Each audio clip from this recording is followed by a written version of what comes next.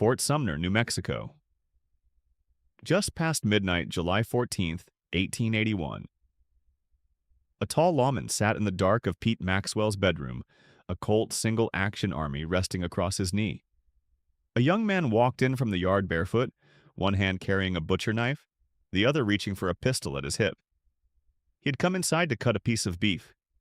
He asked one question in Spanish. ¿Quién es? The lawman fired twice. 5'8", slim, blue eyes, sandy hair, two front teeth that pushed out past his lip when he smiled. He weighed about 135 pounds soaking wet.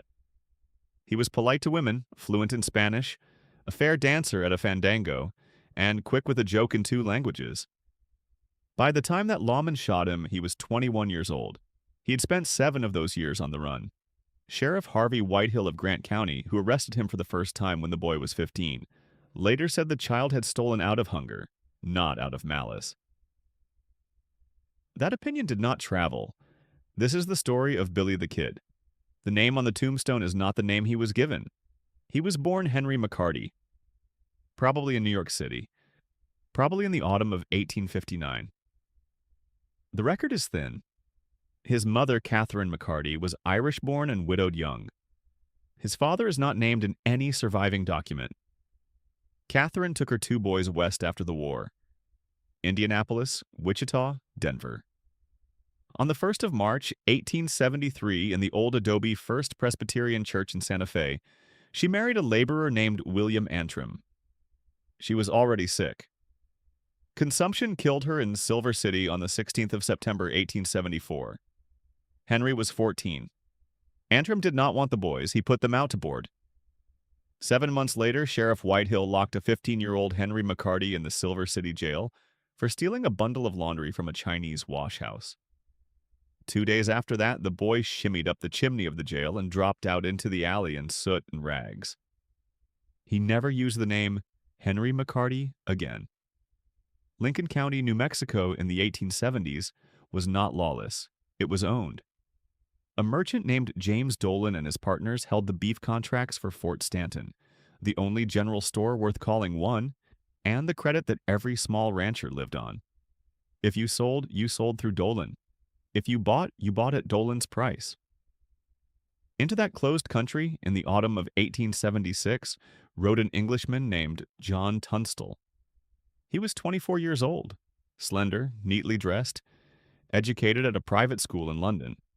He had money, a straight back, and an idea that Lincoln County could stand a second store. Tunstall hired Billy in the fall of 1877 to ride with his cattle. By every account, he treated the boy the way no adult ever had: fair wages, a rifle, a place at the table.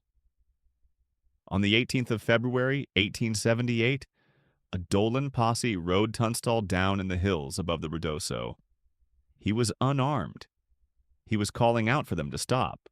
They shot him behind the ear, then in the chest, then laid him out with his own hat placed under his head as a pillow. Billy heard about it that night. The men who had ridden for Tunstall took an oath. They called themselves the Regulators. For a few weeks they carried legal warrants signed by a justice of the peace. When those warrants were revoked, they kept riding anyway. On the 1st of April, 1878, Sheriff William Brady, a Dolan man, was shot dead in the main street of Lincoln in broad daylight. 6 shooters were behind an adobe wall. Billy the Kid was one of them. 5 months of ambushes followed. The war ended in July with a 3-day gunfight in the town of Lincoln itself, and a burning house that men had to run from in the dark. Billy walked out of that fire. The lawyer he had been guarding, Alexander McSween, did not. Washington sent a new governor. Lew Wallace was 51 years old, a former Union major general who had led men at Shiloh and later at the Monocacy. Tall, gray-bearded, careful in his language. He arrived in Santa Fe on the 29th of September, 1878. By day he ran the territory. By oil lamp, on paper pages he stacked on the corner of his desk in the palace of the governors, he was writing a novel about a Jewish prince in Roman Judea. He would finish it in 1880. He would call it Ben-Hur. On the 17th of March, 1879, In an adobe house in Lincoln that belonged to a justice of the peace named Squire Wilson, Governor Wallace met Billy the Kid face to face. There was no press. There were no aides. There was a candle, 2 chairs, and a written agreement.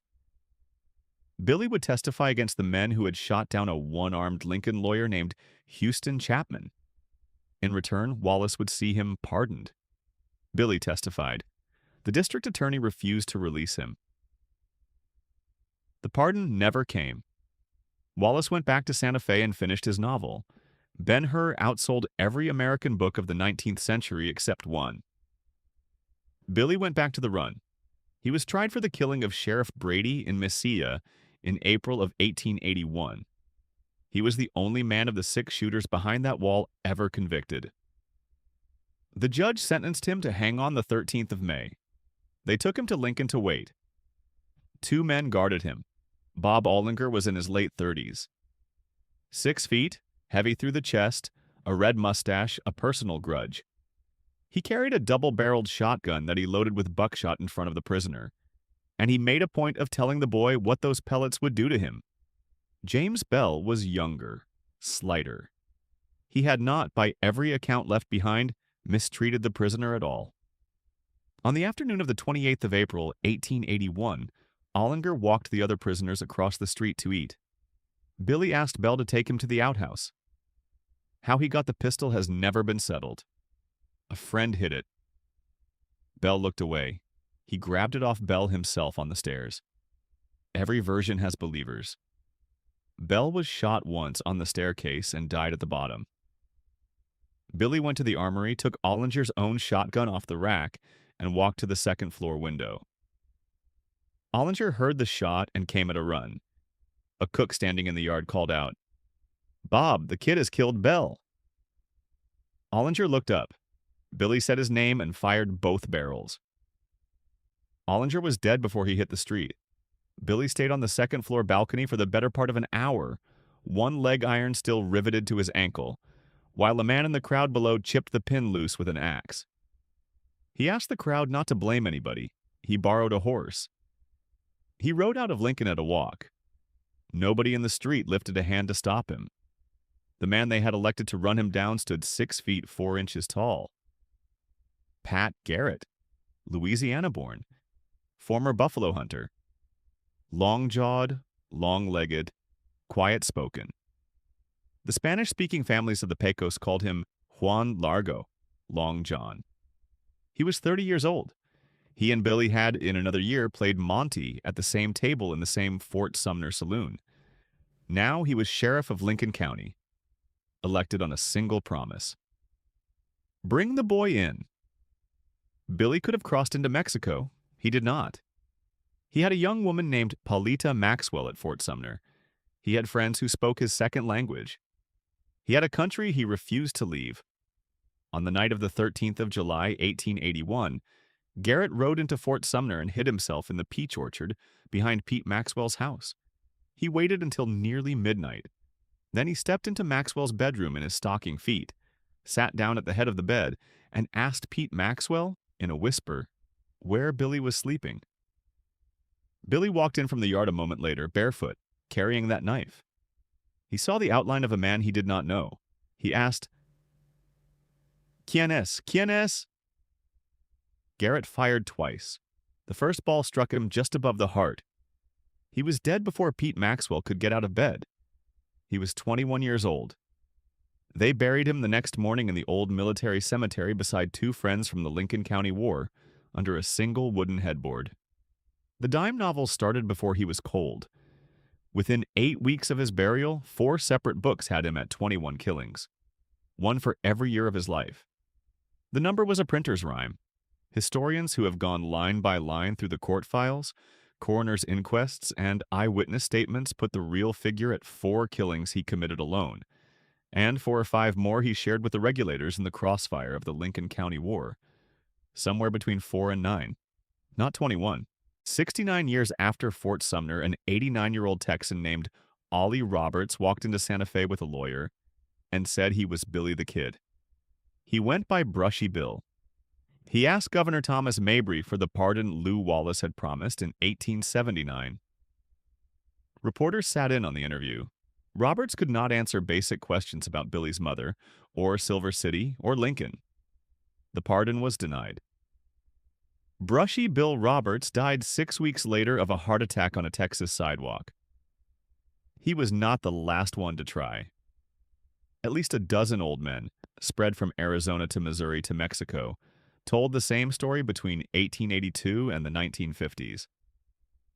Every one of them died holding to it. In 2010, Governor Bill Richardson of New Mexico publicly weighed a posthumous pardon for the Brady, killing on the strength of Wallace's promise. He left office in January of the following year without granting it. A 21-year-old shot in a dark bedroom in 1881 was still generating legal paperwork in the 21st century. The men who touched him did not all die young. Harvey Whitehill, the Silver City sheriff who first arrested the boy for stealing laundry, lived to 71 and is buried in Deming, New Mexico. He kept saying to the end that he had liked the child. Lew Wallace, the governor who wrote a promise on paper and did not keep it, sailed for Constantinople as United States minister to the Ottoman Empire, watched Ben-Hur sell 1 million copies, and died a rich man in Indiana in 1905. He was 77. Pat Garrett, the tall lawman with the Colt across his knee, lived 27 years past that night in Pete Maxwell's bedroom. He was shot in the back of the head on a dirt road outside Las Cruces in 1908, in a dispute over a goat pasture. The killing was never prosecuted. Only Billy stopped at 21. The Wild West lasted about 30 years, from the end of the war in 1865 to the closing of the frontier in 1895. The figures we still argue about from that country died before their faces could line. Billy the Kid died the youngest of them. He never became a middle-aged rancher. He never sat on a porch in 1910 and gave a bored interview to a newspaperman. He never grew tired of his own name. He stayed a boy in a doorway asking who was in the room, and the country he was born in has been arguing about him for 145 years. This is the story of Billy the Kid. This is the story of Billy the Kid. If these episodes are useful to you, subscribe. We will see you in